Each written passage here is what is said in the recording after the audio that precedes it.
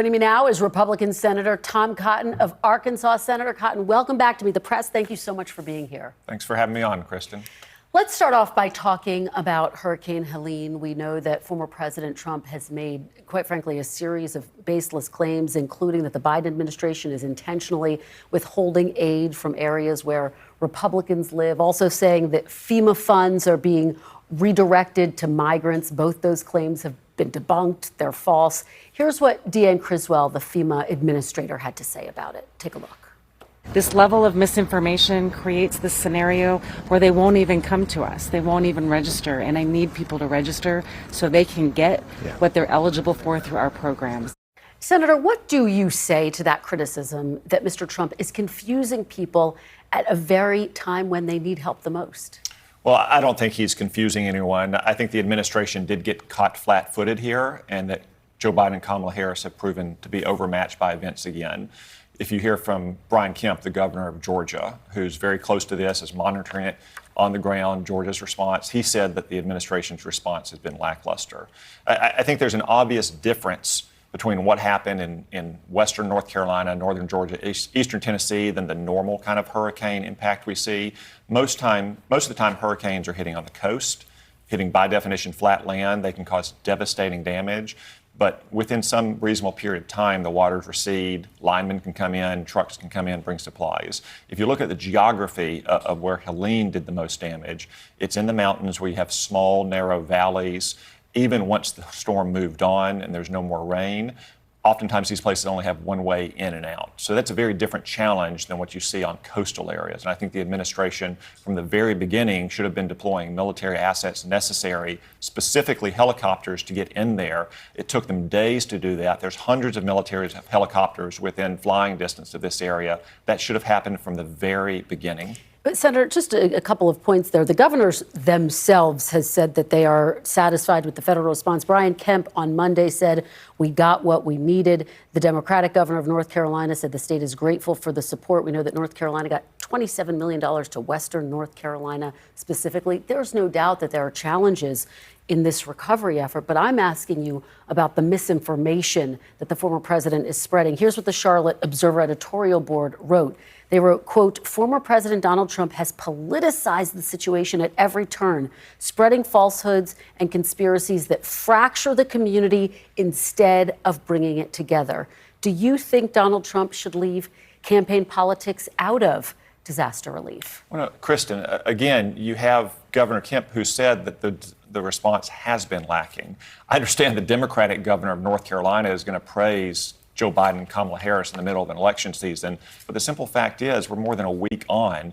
We're still not conducting recovery operations. They're still engaged in rescue operations because Kamala Harris and Joe Biden were slow to answer the bell here. They were slow-footed and they were overmatched by events. You even had the Secretary of Homeland Security saying there's not enough money left in the fund. So it is the case that the administration itself, the secretary who oversees FEMA, said there's not enough money left in the fund, and they have been spending billions of dollars for the last 4 years to move migrants from our border, to put them up in hotels and give them room service and maids. That's simply a fact. Those funds are coming from a different federal fund, not from disaster relief, just to be clear. And what DHS Secretary Mayorkas said is that it has the money it needs for now, but not necessarily through the end of the year for future hurricanes. So there is a discussion about more funding. You're right about that. But look, Henry McMaster, the Republican governor of South Carolina, said federal assistance has been superb. Glenn Youngkin said he's incredibly appreciative of the rapid response. And again, Brian Kemp on Monday, at least in part, said we got what we need, while also saying, yes, there are some more things that we would like to see here in the state. My broader question to you, I think, is about this misinformation. Do you think this is a time to put falsehoods aside, like the idea that FEMA funds are being redirected to migrants, which is just not true? Well, it is true that FEMA and the Department of Homeland Security have been spending billions of dollars on migrants. Now, I understand some people say they're separate funds, but we just passed a short-term spending bill. It's very common for the administration to come and ask for permission to move money between funds, especially to prepare for emergencies.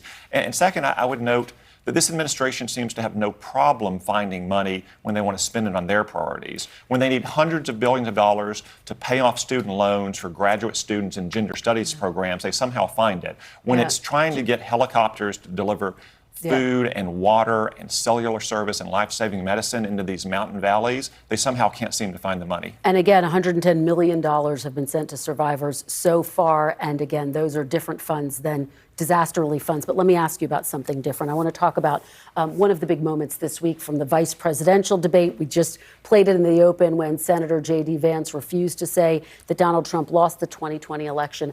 I want to put this question to you, Senator, just to put this to rest. Can you say definitively here and now that Donald Trump did lose the 2020 election? Kristen, Joe Biden was elected president in 2020. It was an unfair election in many ways. I mean, you had states that were changing their election practices or election laws, sometimes in violation of their constitution. You had networks combining with big tech to suppress what we now know to be a truthful story about Hunter Biden's laptop and the evidence that it exposed about Biden family corruption. So obviously Joe Biden was elected president. We know that in part because— But did Trump lose? Joe Biden was elected, Kristen. There's a process by which we elect presidents. There's votes in November. You have an electoral college vote. You certify the election, and then you have the inauguration. Joe Biden was elected president. Everything has gone to hell in a handbasket as a result of it. As you know, though, I mean, it has been stated that this was one of the most secure elections in U.S. history. But do you just not want to say that Trump lost? Why not just say the simple— Kristen, if Biden is president, can you just simply say Trump lost? Joe Biden was elected president in 2020. That's why we have runaway inflation. That's why we have more than 10 million illegals in this country. And to go back to the point about the 2020 election, it was very irregular. You had networks, to include this networks, conspiring with big tech to suppress evidence of Biden family corruption. You had Democratic states and cities like Pennsylvania, like Philadelphia, changing their election practices on the fly. That's one reason why President Trump and the Republican National Committee is so focused on election integrity in this election, to make sure that Democrats aren't doing things like they're trying to do in Pennsylvania, counting absentee and mail-in ballots that don't have dates or that have the wrong date. And there's no proof that that happened. And again, just to be clear, as I said initially, Trump did take his case to court more than 60 times, didn't win those cases. Let me move on and ask you about January 6th, though. This new evidence unsealed this week. Jack Smith, in this filing, says he has 3 witnesses, forensic experts, who will testify that when Donald Trump returned to the Ellipse, he went to the dining room by the Oval Office where he watched coverage of the attack against the Capitol unfold. And he was, of course, on his phone, on Twitter. A year ago, I asked Donald Trump about what he was doing during that time. Look. Tell me how you watched this all unfold. Were you in the dining room watching TV? I'm not going to tell you. I'll tell people later at an appropriate time. I want to know who you called By the way, on that day. Nancy Pelosi. I don't have. Why would I tell you that? Did you call military or law enforcement? What? Did you call military or law enforcement at the moment the Capitol was under attack? I'm not going to tell you anything. Senator, do you think Donald Trump showed leadership in those hours when the Capitol was under attack? Well, what I think about what Jack Smith did this week is that it was a temper tantrum from a deranged fanatic who is angry that he keeps losing time and time again in the Supreme Court over the course of his career.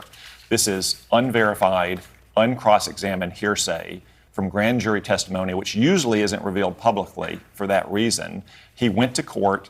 He asked for special permission to file a brief that's 4 times as long as a normal brief and to have it disclosed less than 30 days before the election. This is professional misconduct in all likelihood by Jack Smith, and it should be investigated. And just to be clear, the judge did unseal it. But just back to the question, do you think Donald Trump showed leadership in those hours that the Capitol was under attack? Look, I know that President Trump said to the rally-goers who were here on the Ellipse in Washington that day that they should protest peacefully and patriotically. It took him 3 hours to send that tweet telling them to go home. He posted videos and other messages on social media once some of those rally-goers started a riot at the Capitol, telling them to leave the Capitol, to not assault law enforcement. I know those things. What Jack Smith is asserting in this filing is unverified, uncross-examined hearsay. This is a perfect example of actual election interference. Jack Smith violating Department of Justice regulations to try to get out as much unverified so-called evidence as he has because he's angry that he lost and the Democrats don't think they can beat Donald Trump on issues like inflation and immigration. Very, very quickly on Iran, would you support Israel launching strikes on Iran's nuclear facility, Senator? We should do what Joe Biden and Kamala Harris haven't done for a year. We should let Israel win, and we should back Israel to the hilt. So that's a yes? They will decide how to retaliate against Iran. Iran is our enemy. Israel needs our support. We should back them to the hilt in what they decide to do. Should they go after the nuclear sites? Would you support that as a U.S. I'm Senator? not going to give Benjamin Netanyahu advice on what to target. I'm going to say that unlike Kamala Harris and Joe Biden, we should back Israel to the hilt. We should let them win against our common enemies. All right. Senator Tom Cotton, thank you so much for being here today. Really Thank you, Kristen. appreciate it. Good to see you.